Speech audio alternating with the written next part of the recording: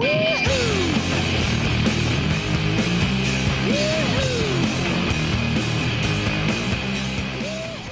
I will have the pleasure now, after this 4 years of intensive collaboration in this nanotherapy project, to present kind of a summary of this project, Nanowiresensor, where I just a motivation slide in the beginning. So we have already seen before another project going into sensing. So we know there is this this revolution going on also in the bio and chemical sensing, which follows kind of the silicon success of integration, miniaturization.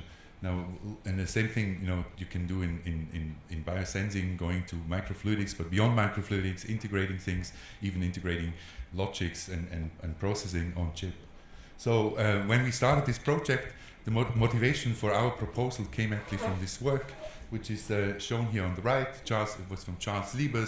He had a paper some time ago on a system which is a platform. The platform was based on silicon nanowires, and these are indicated here on the right. And these nanowires are functionalized differently, and the hope is to read them out electronically and many parameters at the same time. Now, that motivated us to start this project. And the principle of these wires is it's a transistor, so it's a silicon wire in the Lieber configuration, and this wire operates as a so-called ion-sensitive field effect transistor. And for those that don't know what this transistor is about, it's just indicated here how it works. So just have a simple transistor shown here on the left. It's a P-type here, transistor operating in accumulation mode. Now the surface is open to solution, and you can functionalize it. And if there is an analyte which is trapped by this functionalization on the surface, and it needs also to be charged, then the charge will come to the surface and change the surface potential. Now, if you look at the transfer characteristic of your transistor, shown here on the left, this is the current and this is the gate voltage. You can have a gate voltage in solution or on the backside as well. Then, if the molecules or this whatever this analyte is trapped, the charge will shift to transfer characteristics. By this addition of the charge and this transfer shift, the shift of the threshold voltage, that's our signal. So now if you have more charge, it will shift more. So our signal is threshold shift, gate threshold shift. Now, okay, so this is the starting point, and we put together a consortium. There are many elements, as we have to functionalize surfaces, there's chemistry, and so the consortium consists of these persons on the biochemical interface side. This is Professor Beat Ernst from University of Basel, Janos Föres from ETH Zurich, and Uwe Piles from the University of Applied Sciences Muttenz. Then, so on the fabrication side of making really the transducers, the nanowires or the transistors, it's myself here, Jens Gobrecht from the Paul Scher Institute, Adrian Ionescu from EPFL Lausanne. Then on the integration system processing side, we have Andreas Hirlemann and also Sensirion here represented by Matthias Streif. Okay, so nanowire fabrication. So we started out trying to make nanowires based on silicon, but top down. This is kind of different, like in the original proposal of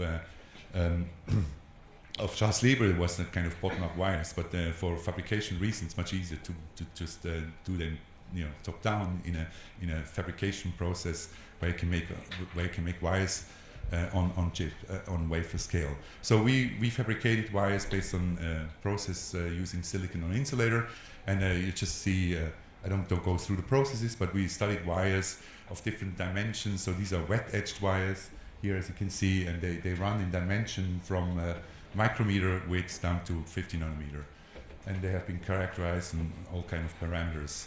We also, this is work at EPFL, using, if you don't want to use silicon on insulator, maybe not so CMOS compatible, just silicon, then this is FinFET transistors, which are double-sided gated, and there's the fin here in the middle will then be open to the liquid, and there's a functionalization on top, but also a passivation. We always have to passivate these surfaces with some surface oxide, which is stable, like aluminum oxide, but hafnium dioxide actually turned out to be better, so we would propose to use hafnium dioxide, and we have used this also in the latest devices. So also these, we also use the metallic So this is work from Zurich group, Janos Ferres. We also used nanoscaled metallic wires, which were fabricated at Paul Scherrer Institute. Okay, so now I just show you how the devices essentially look at the end. So in principle, you could start and say, okay, we can make millions, but we didn't target million in the beginning, but we just to demonstrate that you can do it on wafer. So we really produced on wafer scale, but we decided to go to 48 wires in our design in 4 corners. So there are 12 wires in each corner, as you can see here, and then each wire is separately addressable. And they have a liquid. There's SO8 layer on top to passivate. It's the first layer of passivation isolation, and it has a liquid channel here. Then further in the next layer, there's an epoxy sealing to also seal the bond wires and all these things. And in the next layer, there will be PDMS microfluidics chip on top. You will just see it. So this is the devices we used, and we were making many of those and doing many experiments on those. That the same concept has now also been used with the FinFET, so we are also working FinFET devices, similar design, fabricated at EPFL, and you can see here the fin in cross section. You can see the same outline. You can also see the SO8 microfluid. I mean, this is a channel, the liquid channel, and only the wires here, only this wire part is open to the fluidics. Now, that, as I already said, there's epoxy isolation. There's a PDMS microfluidic chip which is pressed on. And then there's all this piping together to get the liquids into these chips. And so we typically use in different corners, or the left side and the right side. You can do, the advantage of having such a chip is also you can have different functionalization on different sides. You can do differential measurements, and that's really the big advantage of having many wires. And we have demonstrated this, and I will show you the results. Okay, so now, you know, if you just have this chip and you have 48 wires, you have to measure 48 wires. And so in the beginning we had used, you know, typical switch box, Keithley switch box, and all this instrument, and there's you can see here, and you also want to integrate this at some point, right? That's the whole point of a system of this whole program. So this was a concept in the beginning, but we didn't want to have everything in the beginning already on one CMOS chip. That was too demanding, so we decided that we have a CMOS chip separately for readout, and we would either flip bond it together or having on different circuits, different chips, which we can then interconnect together. So this was done at Andreas Hillemann's group at ETH Zurich, also ETH Zurich at Basel, okay? And so here's the concept. This has been fabricated.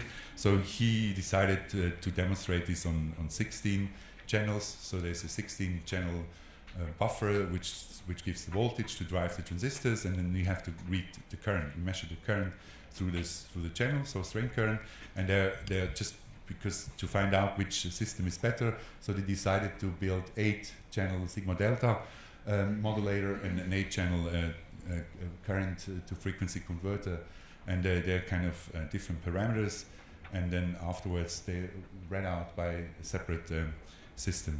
So here's the chip. It's still okay. Has been done, has been fabricated, also been tested, and as expected, sigma delta modulator is a bit more accurate.